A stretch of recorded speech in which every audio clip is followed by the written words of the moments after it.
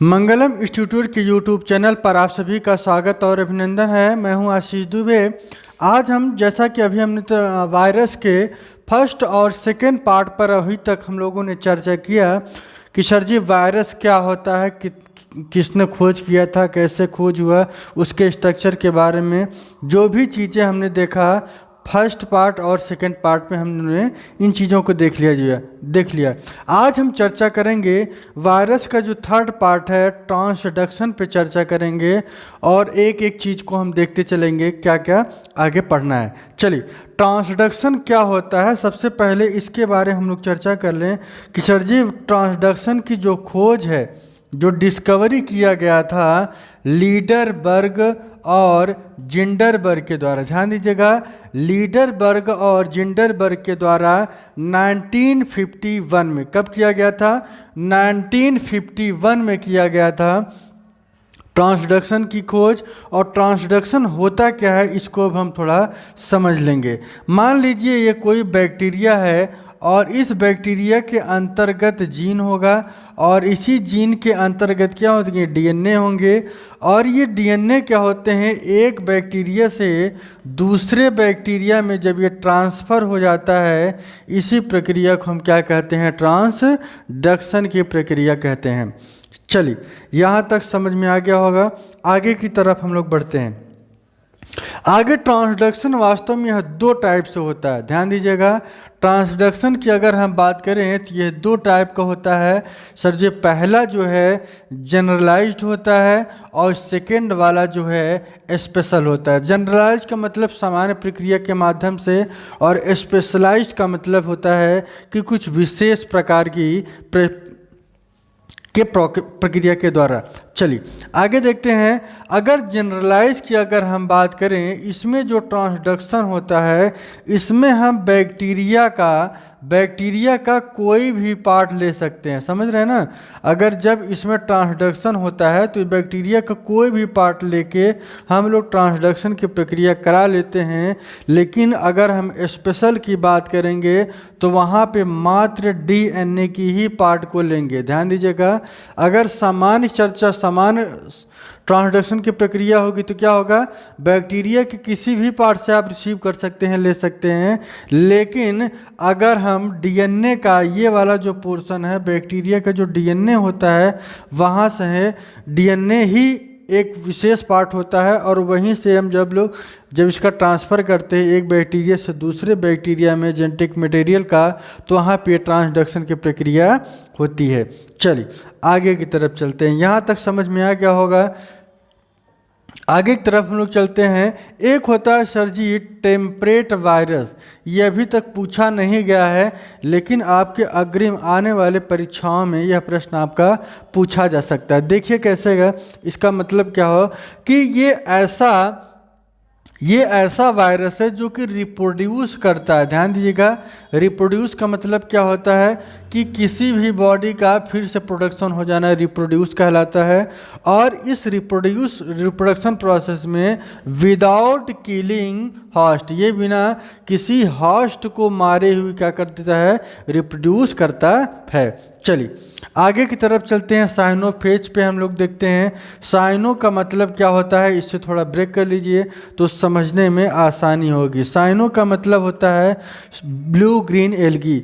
Blue green algae का मतलब saffron और मॉरिस ने इसकी खोज की थी।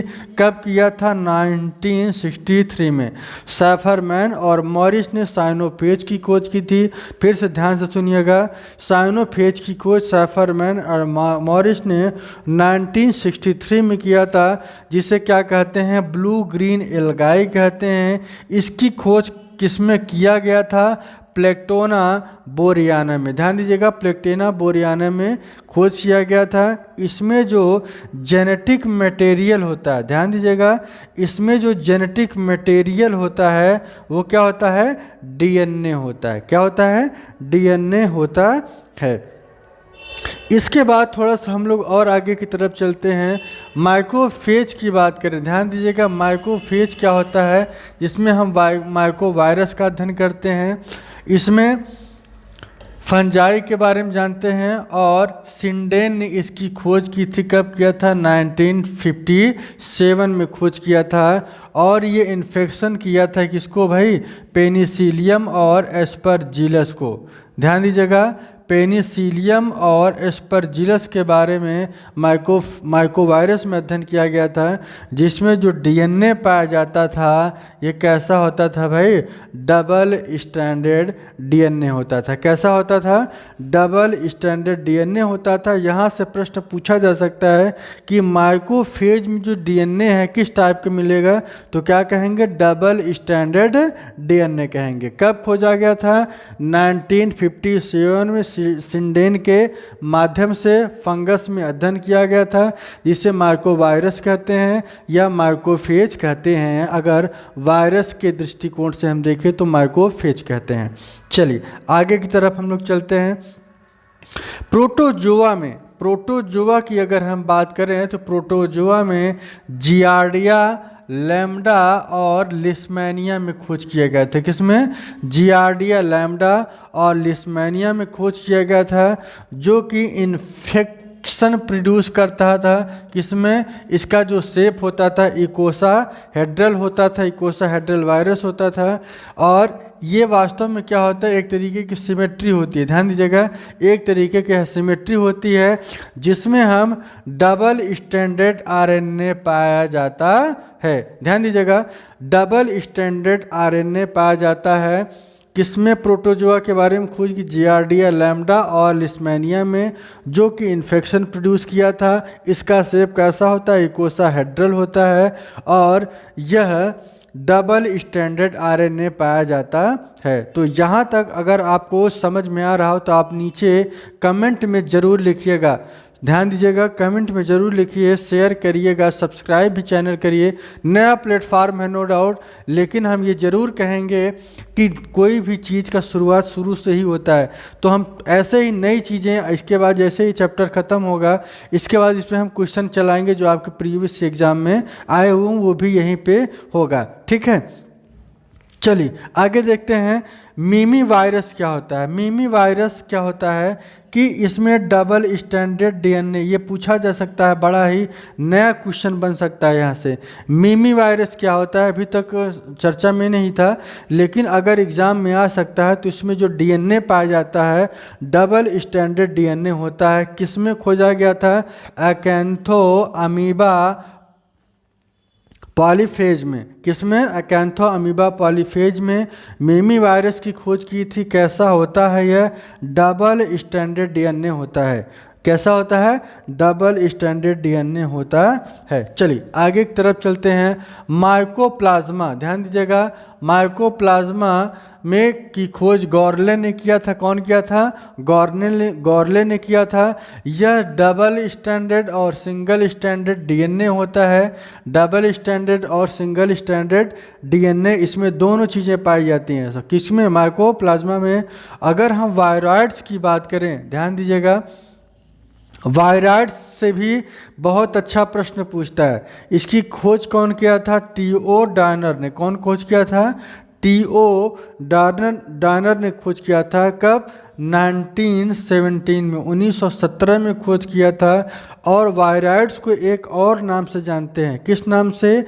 Necked RNA molecule. ध्यान दीजिएगा, नेक्ड आरएनए मॉलिक्यूल के नाम से भी जानते हैं, जिसे हम वायरॉइड्स कहते हैं। और वायरॉइड्स की खोज कौन किया था? टी.ओ. डायनर ने किया था। कब किया था? 1917 में। एक और दूसरे नाम से जानते हैं कि viroids are also known as, क्या कहेंगे? Naked RNA molecule. चलिए, यहाँ तक समझ में आ रहा हो तो आप कमेंट में ज़रूर लिखिए, क्योंकि कमेंट में हमको मिल पाएगा। आपके माध्यम से जो भी आप रिप्लाई करेंगे या जो चीज़ ना समझ में आ रही उसकी भी रिप्लाई आप यूट्यूब चैनल के इसी मंगलम के प्लेटफार्म पर आप मैसेज अपना छोड़ सकते हैं। ठीक है, चलिए आगे की तरफ चलते हैं। स्मॉलेस्ट इन्फेक्शन एजेंट भी कहते हैं। ध्यान दीजिएगा, स्मॉलेस्ट इन्फेक्शन एजेंट भी कहते हैं। क्या कहते हैं? अभी तक क्या था कि RNA molecule, naked RNA molecule कहा गया, फिर स्मॉलेस्ट इन्फेक्शन एजेंट कहा गया। और ये हुआ था किसमें खोज किया गया था? PSLV में। PSLV का जो फुल फॉर्म होता है, ये भी परीक्षा में पूछा गया है कि पोटैटो स्पिंडल ट्यूबर वायराइड्स कहते हैं। क्या कहते हैं? पोटैटो स्पिंडल ट्यूबर वायराइड्स कहते हैं। ये देख लीजिए P, उसके बाद S से स्पिंडल हो गया, L से स्पिंडल, और इसके बाद ट्यूबर और ये वायराइड्स हो जाएगा। चलिए आगे की तरफ हम लोग चलते हैं, थोड़ा सा और आगे की तरफ चलते हैं, देखते हैं कि इग्जोकॉर्टिस एक डिसीज होती है जो कि वायराइड्स के द्वारा ही होते हैं। किस में होता है? सिट्रस प्लांट में होता है। क्राइसेंथेमम स्टंट डिसीज होता है। इसमें जो डीएनए पाया जाता है किस टाइप का? Single standard circular DNA. इसमें जो डीएनए पाया जाता है वो सर्कुलर डीएनए पूछा गया है ये परीक्षा में। क्राइसेंथेमम स्टंट डिसीज जो है सर्कुलर, इसमें जो डीएनए पाया जाता है वो किस टाइप का होता है? सर्कुलर डीएनए पाया जाता है। इसका न्यूक्लियोटाइड की अगर हम बात करें तो 250 से लेके 370 इसमें न्यूक्लियोटाइड्स पाए जाते हैं, ठीक है। उसके बाद वायरॉइड्स की अगर हम बात करें, इनका जो ट्रांसफ़र होता है पोलन और ओव्यूल में ही इनका वायरॉइड्स का ट्रांसफ़र हो पाता है। चलिए आगे की तरफ हम लोग चलते हैं। इसके बाद सैटेलाइट वायरस क्या होता है? सैटेलाइट वायरस की खोज कौन किया गया था? सैटेलाइट वायरस एक ऐसा वायरस है जिसको कैसेनिस ने खोज की थी। 1966 में खोज किया था। इसे हम इनकम्प्लीट वायरस भी कहते हैं। क्या कहते हैं? इनकम्प्लीट वायरस के भी नाम जानते हैं। ये भी बहुत बढ़िया प्रश्न बन सकता है कि सर जी ये बताइए कि इनकम्प्लीट वायरस क्या होता है। तो इनकम्प्लीट वायरस जो है सैटेलाइट वायरस को कहते हैं। और इनमें जो कोडिंग की गई थी इनके खुद ही कैप्सिड के द्वारा कोडिंग किया गया था। चलिए आगे की तरफ चलते हैं। वायरॉइड्स की बात करें तो वायरॉइड्स में क्या होता है कि रैंडल्स ने इसकी खोज की थी। अभी तक अपने को वायरॉइड्स के बारे में, लेकिन यहाँ पे वायरुसॉइड्स होता है। क्या होता है? वायरुसॉइड्स होता है। रैंडल्स ने इसकी खोज की थी। इसमें जो आरएनए पाया जाता है वो सर्कुलर पाया जाता है। कैसा पाया जाता है? यही क्वेश्चन बनेगा, या तो इससे बनेगा या तो इससे बनेगा या तो इससे। लेकिन आपको ध्यान रखना होगा कि सर जी सर्कुलर आरएनए किस में मिलेगा? वायरुसॉइड्स में बनेगा। इसके बाद एक चीज़ और आपको बता दें कि वायरुसॉइड्स हो चाहे वायरॉइड हो, दोनों का स्ट्रक्चर हो और चाहे फंक्शन हो, ये दोनों सिमिलर होता है। क्या? स्ट्रक्चर हो चाहे फंक्शन हो, दोनों में यह सिमिलरिटी प्रोड्यूस होती है, खासकर वायरुसॉइड्स और वायरॉइड्स में। चलिए आगे की तरफ चलते हैं। वायरिनो एक होता है टर्म वायरिनो होता है, और वायरिनो का थियोरेटिकल इन्फेक्शन पार्टिकल पाया जाता है। यह नॉन कोडिंग न्यूक्लिक एसिड होता है।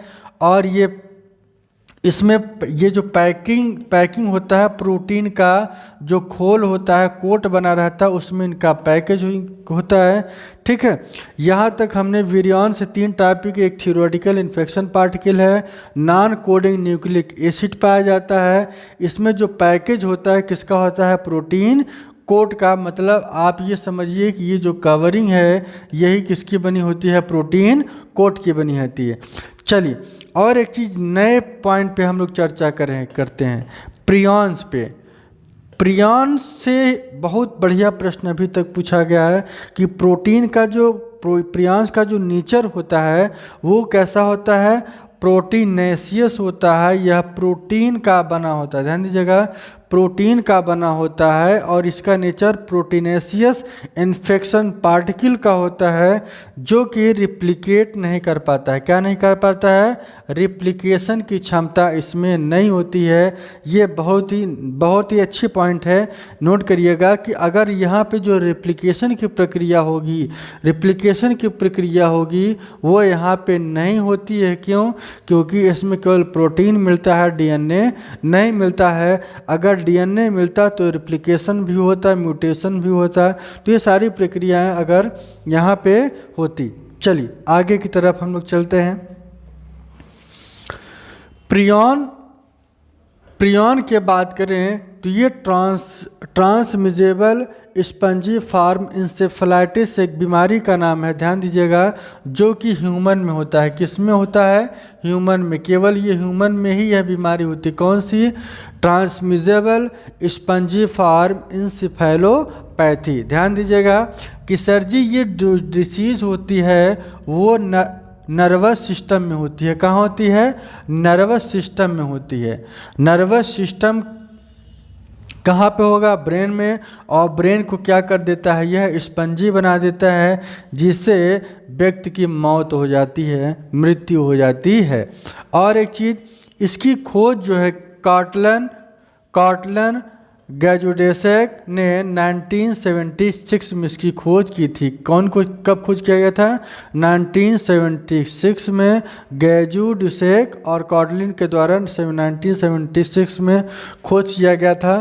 तो प्रियॉन से बहुत ही अच्छा प्रश्न बनता है कि TSE क्या होता है और ये किस में होता है और इससे क्या होता है और कैसे, क्या, कौन सी बीमारी होती है, तो यहाँ से भी ये प्रश्न बनता है। चलिए आगे की तरफ हम लोग चलते हैं। एक होता है कुरू, वायरस से बहुत ही बढ़िया ये भी प्रश्न बनता है। कुकुरू को हम क्या कहते हैं? लाफिंग डेथ कहते हैं। क्या कहते हैं? लाफिंग डेथ कहते हैं। क्या कहते हैं? लाफिंग डेथ कहते हैं। ठीक है। और देख लीजिएगा, स्टैनले बी प्रुजनर ने प्रियॉन की खोज की थी, लेकिन TES ट्रांसमिसेबल स्पंजीफॉर्म इंसेफेलोपैथी की जो खोज की थी और कॉटलन और गैजुडेसेक के द्वारा किया गया था। ठीक है। आगे देखिएगा, स्टैनले बी प्रिजनर ने प्रियॉन की खोज की थी, जिसमें एल्जाइमर और मैड काउ डिसीज दोनों होता है। ध्यान दीजिएगा, स्टैनले बी प्रिजनर ने 1997 में इसके लिए इनको नोबेल प्राइज़ दिया गया। और एल्जाइमर और मैड काउ जैसी बीमारियों में प्रियॉन की खोज की गया था। किसके द्वारा? स्टैनले बी प्रिजनर के द्वारा। एक ट्रिक मैं ये देता हूँ कि सर जी प्रियॉन होगा तो प्रोटीन होगा और प्रोटीन होगा तो प्रिजनर होंगे। ये तीनों को जोड़ लीजिएगा, आपका क्वेश्चन कभी गलत नहीं होगा। चलिए आगे की तरफ हम लोग चलते हैं। सीप और गॉट में स्क्रैपी डिसीज होती है। कौन सी डिसीज होती है? स्क्रैपी डिसीज होती है। और कैटल में, अगर हम कैटल की बात करें तो इसमें बोवाइन स्पंजीफॉर्म इंसेफेलोपैथी भी होता है। ये भी डिसीज पूछा गया है। और ये भैया किस में होता है? मैड काउ में ये डिसीज पाई जाती है वायरस के द्वारा। चलिए आगे की तरफ हम लोग चलते हैं। इंटरफेरॉन क्या होता है? ध्यान दीजिएगा, ये बहुत ही महत्वपूर्ण प्रश्न है। 2013 में और 2011 में यहाँ से प्रश्न पूछा गया। पहली चीज़ आप जान लीजिए कि ये होता क्या है? एक group of low molecular weight, एक ऐसा ग्रुप जिसका मॉलिक्यूलर वेट जो है, जिसका मॉलिक्यूलर वेट की अगर हम बात करें तो बहुत ही लो होता है। कैसा होता है? लो होता है। और कितने टाइप का होता है यह? अल्फा होता है, बीटा होता है और गामा। कितने टाइप के? अल्फा, बीटा और गामा, ये 3 प्रकार के। खास बात इंटरफेरॉन्स में यही है कि इनमें जो मॉलिक्यूलर वेट होता है वो कैसा होता है भाई? लो होता है। आगे देखिएगा, यूकैरियोटिक होस्ट सेल पाया जाता है, ग्लाइकोप्रोटीन पाया जाता है। इसमें क्या पाया जाता है भैया, ग्लाइकोप्रोटीन। ये भी बड़ा मस्त प्रश्न है, ये भी बहुत अच्छा प्रश्न यहाँ से बनता है कि सर जी ग्लाइकोप्रोटीन कहाँ मिलता है, कहाँ मिलता है ग्लाइकोप्रोटीन। ग्लाइकोप्रोटीन की बात करें तो यह मल्टीप्लिकेशन के द्वारा होता है और इसमें ये ग्लाइकोप्रोटीन इंटरफेरॉन में पाया जाता है। इसकी जो एक्टिविटी होती है एंटीवायरल एक्टिविटी होती है, ठीक है। चलिए आगे की तरफ हम लोग देखते हैं कि और डीएनए या तो आरएनए मिलेगा, यह स्पेसिफिक नहीं होता है, जिसे हम क्या कहते हैं, नॉन स्पेसिफिक कहते हैं। यह इम्यून रिस्पांस शो करता है और एंटी कैंसर प्रॉपर्टी शो करता है इंटरफेरॉन। ध्यान दीजिएगा, यहाँ तक अभी हम लोगों ने जो सीखा वो एक विशेष प्रकार के टॉपिक थे। आगे देखिएगा, स्पीशीज़ की अगर हम बात करें तो इसमें केवल ह्यूमन होता है, क्या होगा, वनली ह्यूमन में होता है। और वायरस में जो वायरस में अगर हम बात करें तो ये नॉन स्पेसिफिक होता है, ठीक है। माउस में, चिकन में, डॉग में यह इनइफेक्टिव होता है। क्या होता है, इनफेक्टिव होता है। माउस हो गया, चिकन हो गया और डॉग में इनफेक्टिव होता है, लेकिन जो ह्यूमन में है यह इफेक्टिव होता है और बाकी यहाँ पे इनइफेक्टिव होता है। वायरस का जो नेचर होता है कैसा होता है, नॉन स्पेसिफिक स्ट्रक होता है। चलिए आगे की तरफ हम लोग चलते हैं। इंटरफेरॉन क्या होता है कि इंटरफेरॉन इन्फेक्ट करता है। जब इन्फेक्शन करता है तो इसे फाइब्रोब्लास्ट में भी करता है, ल्यूकोसाइट्स में भी करता है और टी सेल में नेक्ड किलर सेल, जो नेक्ड सेल होते हैं उनकी हत्या कर देता है। कौन, इंटरफेरॉन सेल। ध्यान दीजिएगा, इन्फेक्शन फाइब्रोब्लास्ट में भी कर सकता है, ल्यूकोसाइट्स में करते हैं, नेक्ड किलर सेल्स में भी करते हैं। चलिए आगे की तरफ हम लोग देखते हैं, viral disease of man. Viral disease of man की अगर हम बात करें तो यह 3 टाइप का होता है। पहला क्या है, निमेटोट्रॉपिक। क्या होता है, तोड़ दीजिए। निमेटोट्रॉपिक मतलब आप ये समझिए कि ये इन्फ्लुएंजा, सार्क्स, जैसे कि इसका फुल नाम क्या है, सीवियर एक्यूट रिस्पायरेटरी सिंड्रोम। क्या कहते हैं, सीवियर एक्यूट रिस्पायरेटरी सिंड्रोम के भी नाम से जानते हैं, जिसे निमेटोट्रॉपिक कहते हैं। चलिए आगे की तरफ हम लोग चलते हैं। अगर डर्मोट्रॉफी की बात करें, डर्मोट्रॉफी का मतलब, डर्मा का मतलब क्या होता है सर जी, स्किन होता है। डर्मा का मतलब क्या होता है, स्किन होता है। और स्किन से होने वाली संबंधित बीमारी हर्प्स है, चिकन पॉक्स है, स्मॉल पॉक्स है या इसे वेरियोला भी कहते हैं, और मेजल्स भी होता है जो कि रूबेला के द्वारा होता है। मेजल्स भी होता है जो कि रूबेला के द्वारा होता है। चलिए आगे की तरफ चलते हैं। विसरोट्रॉपी, अगर स्पीड हो तो आप लोग कमेंट में ज़रूर करिएगा अगर कोई चीज़ ना समझ में आ रही हो, ठीक है। आगे देखिएगा, विसरोट्रॉपिक में क्या क्या आता है, येलो फीवर आएगा, डेंगू फीवर आएगा, हेपेटाइटिस ए या हेपेटाइटिस बी आता है या एड्स आता है। ध्यान दीजिएगा, विसरोट्रॉपिक में येलो फीवर होगा, डेंगू फीवर होगा, हेपेटाइटिस ए या बी या एड्स भी मिलता है। किसमें, विसरोट्रॉपिक जो गंभीर बीमारियां होती हैं वो इसमें आपका विसरोट्रॉपिक के अंतर्गत आती हैं। चलिए आगे की तरफ चलते हैं। अगर बैक्टीरियोफेज में जो मल्टीप्लिकेशन होता है, ये यहाँ से भी बहुत अच्छा प्रश्न बनता है कि जो मल्टीप्लिकेशन की प्रक्रिया है इसमें किस टाइप के होते हैं, 2 टाइप टाइप्स का होता है। कैसा, एक होता है लिटिक और दूसरा क्या होता है, लाइसोजेनिक साइकिल के द्वारा। एक होता है लिटिक साइकिल और दूसरा क्या होता है, लाइसोजेनिक साइकिल। कैसे होता है थोड़ा इसके बारे में देखते हैं। सबसे पहले ये क्या करता है, अटैचमेंट करता है, ठीक है। अटैचमेंट के बाद यह पेनिट्रेशन करता है, और पेनिट्रेशन के बाद क्या करता है, रिप्लिकेट करता है और सिंथेसिस करता है। किसका, अभी एक एक चीज़ हम लोग आगे देखेंगे, परेशान मत होइएगा, ये केवल एक प्रोसेस है। उसके बाद असेंबल्ड का मतलब होता है जुड़ जाना, और उसके बाद रिलीज कर देता है पार्टिकल को। पहला अटैचमेंट जुड़ेगा, फिर पेनिट्रेशन करता है, रिप्लिकेट करके संख्या बढ़ाता है, असेंबल्ड हो जाता है, जुड़ जाता है, और लास्ट में पार्टिकल को रिलीज कर देता है। कैसे, आगे हम लोग देखते हैं। थोड़ा सा इसके आगे हम लोग चलते हैं तो इसके बारे में देख लेते हैं कि लिटिक साइकिल क्या होती है, वायरुलेंट फेज में होती है। किस फेज में होती है, वायरुलेंट होती है, और टी इवन के T4 वाले फेज को इन्फेक्ट करके ई कोलाई को इन्फेक्शन प्रोड्यूस करता है।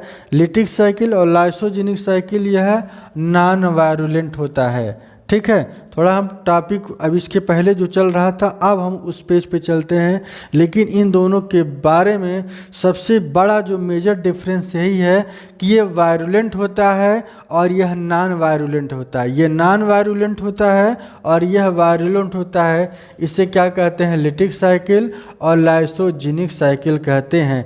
अब चलिए देखते हैं कि कैसे कैसे अटैचमेंट करेगा और पेनिट्रेशन कैसे होगा, रेप्लिकेशन करके सिंथेसिस कैसे होगी, एक एक चीज़ों को हम लोग पढ़ते हैं। चलिए आगे देख लीजिएगा।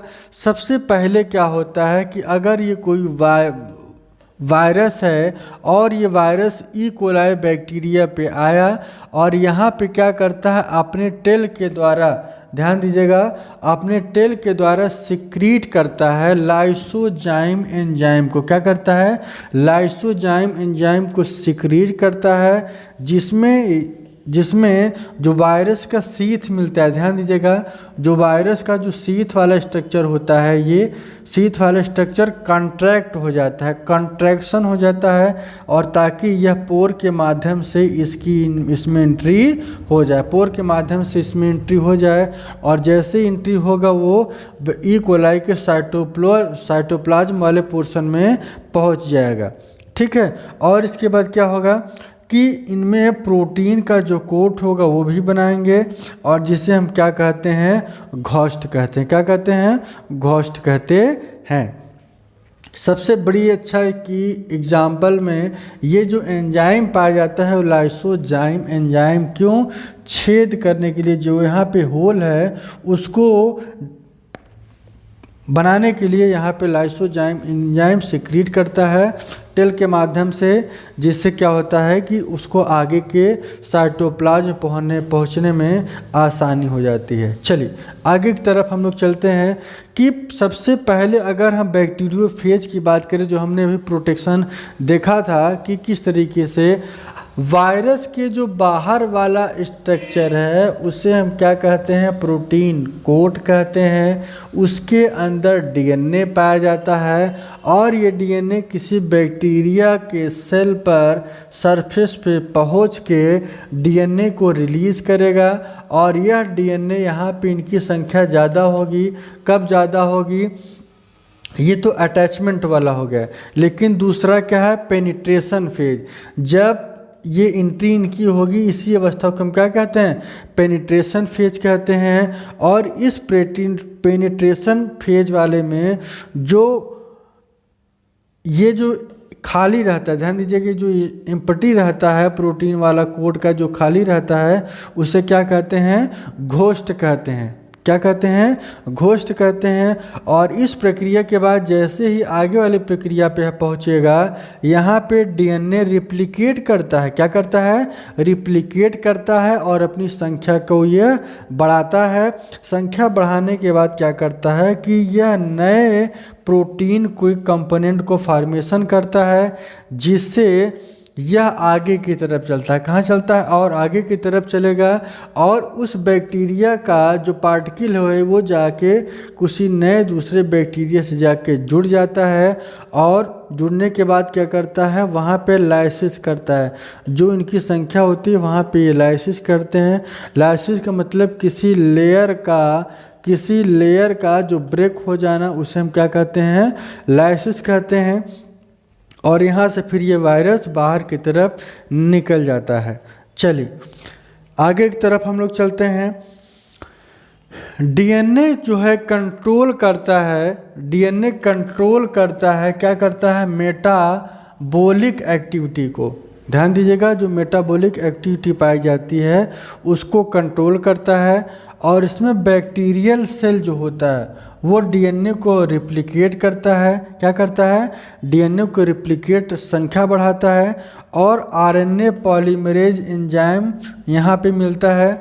और ये सिंथेसिस ऑफ जो डीएनए है उसका कर देगा। और यहाँ पे डीएनए पूरी तरीके से फ्री हो जाता है। कैसे होता है, थोड़ा सा इसको हम लोग आगे की तरफ चलते हैं। ठीक है, इसमें देख लीजिएगा, all the component assemble together, सब मिलेंगे और एक जगह फेज पार्टिकल का फॉर्मेशन करते हैं। आगे देखिएगा लाइसोजेनिक प्रोसेस। लाइसोजेनिक प्रोसेस क्या होता है, इसको हम एक और नाम से जानते हैं, लैम्डा फेज भी कहते हैं। और यह कैसा होता है, नॉन वायरुलेंट होता है। कैसा होता है, नॉन वायरुलेंट होता है। लेकिन लिटिक साइकिल कैसा होता है, वायरुलेंट फेज में होगा। ये कैसा होगा, नॉन वायरुलेंट फेज में होगा। इसमें होता क्या है, थोड़ा सा देखिएगा। इसमें होता क्या है कि ये जो डीएनए होता है इसकी संख्या बढ़ी, अब रिप्लिकेट किया, और जैसे ही रिप्लिकेट करने के बाद इसकी संख्या बढ़ी, बढ़ने के बाद क्या होता है, इसमें बाइनरी फिजन होता है। क्या होता है, बाइनरी फिजन होता है। बाइनरी फिजन होता है। और इसमें क्या होता है, ये दो भागों में डिवाइड करके एक नया फार्म और ये एक दूसरा फार्म नया बनता है, जिससे हम क्या कहते हैं, रिप्लिकेशन के बाद ये क्या होता है, रिकॉम्बिनेशन होता है। तो ये आपका लाइसोजेनिक प्रोसेस और लाइसोजेनिक प्रोसेस कहते हैं। और दूसरा क्या था, लिटिक। तो दोनों में डिफरेंस समझ में आ गया होगा आपको। वो एक प्रक्रिया के माध्यम से चलता है और वो वायरुलेंट होता है, यह नॉन वायरुलेंट होता है। इसका दूसरा नाम लैम्डा फेज कहते हैं। यह पहले अपनी संख्या को बढ़ाने के बाद क्या करेगा, रिप्लिकेट करेगा। रिप्लिकेट तो कर ही रहा है, तो रिप्लिकेशन है। और रिप्लिकेशन के बाद बाइनरी फिजन करता है, जिसे हम क्या कहते हैं, रिकॉम्बिनेंट फेज कहते हैं। तो पूछा जा सकता है कि लाइसोजेनिक फेज और लिटिक साइकिल में डिफरेंस क्या है। तो अगर आप जानेंगे तभी कर पाएंगे, अन्यथा नहीं कर पाएंगे।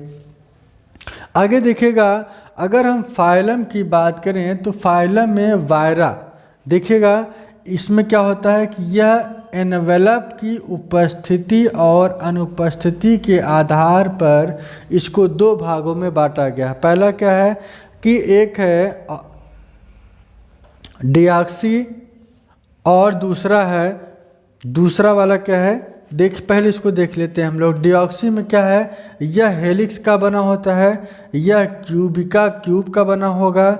और ये दोनों जब मिक्स हो जाते हैं तो इसे क्या कहते हैं, बाइनेटा कहते हैं। क्या कहते हैं, बाइनेटा कहते हैं। कब, जब डीऑक्सी हेलिका, तो इसमें जो बनेगा वो कैसा होगा, हेलिक्स के आधार पर। ठीक है, इसमें क्यूबिकल के फॉर्म में। और जब ये बनेगा, तीसरा वाला बनता है, तो इसमें दोनों चीज़ें मिक्स रहती हैं, हेलिक्स वाला भी और क्यूबिकल नेचर वाला भी। चलिए आगे की तरफ देखें, राइबोवीरा क्या होता है। राइबोवीरा की खास बात ये है कि राइबोवीरा में ये वाला जो स्ट्रक्चर है इसमें भी हेलिक्स होता है, और क्यूबिका में क्या होगा, क्यूब की तरह स्ट्रक्चर मिलता है। फ़र्क ये है कि डिऑक्सीवीरा 3 टाइप का होता है और राइबोवीरा 2 प्रकार का ही होता है। चलिए नोमेनक्लेचर आपकी बात करें तो गिब्स और हैरिसन एक साइंटिस्ट हैं जिन्होंने क्रिप्टोग्राम पर खोज किया था। किस पे खोज किया था, क्रिप्टोग्राम पर खोज किया गया था, जिसमें ये कहा गया कि अगर इस वायरस का जो नोमेनक्लेचर है, ध्यान दीजिएगा, इस वायरस का जो नोमेनक्लेचर है उसकी अगर हम बात करें तो गिब्स और हैरिसन ने पहले तो नामकरण सोचा, लेकिन नामकरण संभव हो नहीं पाया, खासकर वायरस में। लेकिन तो इन्होंने एक ऐसा कॉन्सेप्ट तैयार किया कि जैसे इंडिविजुअल वायरस को पहचानने में मदद मिल पाए। कैसे मिल पाए? तो उन्होंने क्रिप्टोग्राम बना दिए। क्या बना दिया? क्रिप्टोग्राम बना दिया। सभी वायरस, जितने भी वायरस हैं, सभी वायरस को अलग अलग का क्रिप्टोग्राम होता है। कैसे होता है, कैसे तैयार होता है, इसके बारे में हम लोग भी चर्चा करेंगे। अगर क्लास में जो आपका ऑनलाइन जो आपका क्लास चल रहा है, अगर इसमें स्पीड थोड़ी तेज़ हो तो आप ज़रूर कमेंट करिए, अच्छा लग रहा हो तो भी कमेंट करिए, अगर कोई चीज़ न समझ में आ रही तो भी कमेंट करिए, और इस चैनल को सब्सक्राइब, लाइक, शेयर ज़रूर करिए, क्योंकि आपको इस पे एक से एक चीज़ मिलती रहेंगी। और एक चीज़ आपको बता दें कि टेस्ट सीरीज जो है 15 तारीख को प्रोटोजोआ के टॉपिक पर होगा। किस पे? प्रोटोजोआ के टॉपिक पर होगा, प्रोटोजोआ वाले टॉपिक पर होगा 15 तारीख को, 15/03/22 को होगा। ठीक है, तो इसमें आप लोग 78 60 19 60 90 पर आप मैसेज कर सकते हैं। क्या कर सकते हैं? मैसेज कर सकते हैं। चलिए आगे देखिएगा। नंबर ऑफ स्ट्रैंड की बात करें तो डीएनए होगा तो डी से इंडिकेट करेंगे, आरएनए होगा तो आर से इंडिकेट करेंगे। यहाँ तक क्लियर? अगर दूसरा क्या पॉइंट है? दूसरा पॉइंट ये है कि मॉलिक्यूलर वेट हो, चाहे परसेंटेज ऑफ न्यूक्लिक एसिड हो, चाहे न्यूक्लिक एसिड का परसेंटेज हो और चाहे मॉलिक्यूलर वेट हो, यहाँ भी ये डिपेंड करता है कि किस तरीके का क्रिप्टोग्राम होता है। आगे देखिएगा, शेप ऑफ वायरस की बात करें, वायरस का जो आकार होता है उसके आधार पे ये अगर इलांगेटेड होगा तो ई से, स्फेरिकल होगा तो एस से, अगर कॉम्प्लेक्स होगा तो एक्स से शो करते हैं। अगर एक चीज़, अगर जिन लोगों को ये अगर ये जो आप यहाँ पे चल रहा है क्लास, अगर इसका पीडीएफ फाइल चाहिए तो आपके नंबर पे मोबाइल पर भी मिल सकता है। ठीक है, तो इसके लिए आप कमेंट भी कर दीजिएगा। चलिए, कैसे कि अगर वर्टिब्रेट होगा तो वर्टिब्रेट को वी से दिखाते हैं, इनवर्टिब्रेट होगा तो आई से, और ए हो तो एक्टिनोमाइसिटीज को, अगर बैक्टीरियोफेज होता है तो बी से दिखाते हैं, फंजाई होगा तो एफ से दिखाते हैं। मतलब कुछ ऐसे टर्म हैं जो कि यूज किया गया है किसमें? आपके वायरस वाले टॉपिक में, खासकर क्रिप्टोग्राम बनाने में। चलिए हम कुछ क्रिप्टोग्राम्स देख लेते हैं कौन कौन से हैं। पहला, अगर हम बैक्टीरियोफेज की बात करें तो सर जी इसमें जो डीएनए पाया जाता है वो डीएनए होगा। अगर यहाँ पे 2 है तो इसका मतलब क्या होगा? यह डबल स्टैंडर्ड होगा।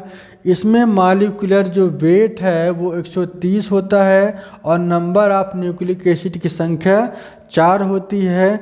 और यहाँ पे अगर हम बात करें तो वो एक्स का मतलब होता है, इनका जो नेचर होता है वो कॉम्प्लेक्स होता है, बी से बैक्टीरियोफेज होता है, और इसमें लास्ट में अगर क्रॉस बना हो तो इसका स्टार टाइप का बना हो तो इसका मतलब होता है अननोन होता है। इसके बाद हम टोबैको मोज़ेक वायरस की बात करें तो टोबैको मोज़ेक वायरस में क्या होता है? ये प्लांट है, प्लांट में क्या मिलता है? आरएनए मिलता है। किस टाइप का होगा? सिंगल स्टैंडर्ड होगा। कैसा होगा? सिंगल स्टैंडर्ड होगा। नंबर ऑफ मॉलिक्यूलर वेट क्या होता है? 2 होता है। और इसका जो ये क्या कहते हैं कि न्यूक्लिक एसिड की संख्या इसमें कितनी होती है? 5 होती है। इनका जो नेचर होता है वो कैसा होता है? इलांगेटेड होता है। कैसा होता है? इलांगेटेड होता है। तो यहाँ तक है कि अभी तक आपने जो चीज़ों को समझा, हमें लग रहा है कि आपको बेहतरीन लग रहा होगा क्लास। और इसमें अगर कोई चीज़ ना समझ में आए तो आप ज़रूर बताइएगा। समझ रहे हैं कि नहीं? ज़रूर बताइएगा ताकि उस चीज़ का मूल्यांकन हो सके और उसको बेहतर करने का प्रयास किया जा सके। तो चलिए आगे की तरफ हम लोग और चलते हैं कि वायरस का ये लास्ट टॉपिक चल रहा है, यूज़ ऑफ वायरस। वायरस का यूज़ क्या रहा है, उपयोग क्या रहा है, देख लीजिएगा कहाँ पे रहा है इसके बारे में। बैक्टीरियोफेज यूज्ड इन जेनेटिक्स में यूज किया गया, जेनेटिक में यूज किया गया था बैक्टीरियोफेज का, समझ रहे हैं। और साइनोफेज क्या करता है, साइनोफेज क्या करता है, वाटर ब्लूम को प्रिवेंट करता है, वाटर ब्लूम को भी प्रिवेंट करता है। ये भी प्रश्न पूछा जा गया है कि साइनोफेज जो होता है वो वाटर ब्लूम होता है। इसके बाद तीसरा पॉइंट है, यह प्रिवेंट करता है, ध्यान दीजिएगा, गंगा नदी में जो पॉल्यूशन होता है उसको रोकने में भी वायरस का बहुत ही महत्वपूर्ण। क्यों? क्योंकि वायरस के जो गंगा नदी में डिफरेंट टाइप के जो बैक्टीरिया वगैरह मिलते हैं वो क्या करता है, वायरस खा ले जाता, ख़त्म कर देता है, समाप्त कर देता है। इसके बाद और क्या यूज था, T2 बैक्टीरियोफेज की खोज हर्शे और चेज ने किया था। कौन किया था? हर्शे और चेज ने डीएनए के बारे में, डीएनए का नेचर कैसा होता है, केमिकल को बारे में इन्होंने बताया। तो आज के लिए इतना ही, थोड़ा सा और आज के लिए इतना ही रखते हैं, ठीक है। फिर हम लोग फिर मिलेंगे यहीं पे।